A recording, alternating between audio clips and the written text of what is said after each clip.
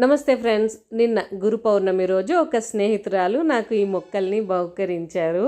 ఇంతకుముందు నేను అమెజాన్ నుంచి వైజయంతిమాల మొక్క తెప్పించాను. కానీ అది నిజంగా వైజయంతి కాదు, ఏదో వేరే మొక్క వచ్చింది.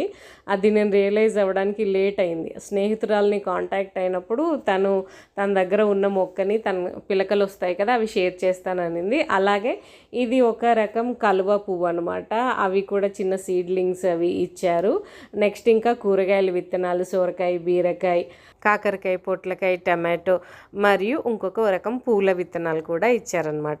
ఈ కూరగాయ విత్తనాలన్నీ నిన్ననే వెంటనే నాటేశాను. ఇప్పుడిప్పుడే మంచిగా వర్షాలు పడుతున్నాయి కదా, సో మా వైపు హ్యూమిడిటీ ఎక్కువ ఉండటం వల్ల సమ్మర్ సీజన్ అయిపోయినా కూడా వేడి ఎక్కువగానే ఉంటుంది. మొక్కలు సర్వైవ్ అవ్వవు, మొలకలు కూడా వచ్చినా కూడా చచ్చిపోతూ ఉంటాయి. సో మళ్ళీ ఇప్పుడే నాటేశాను.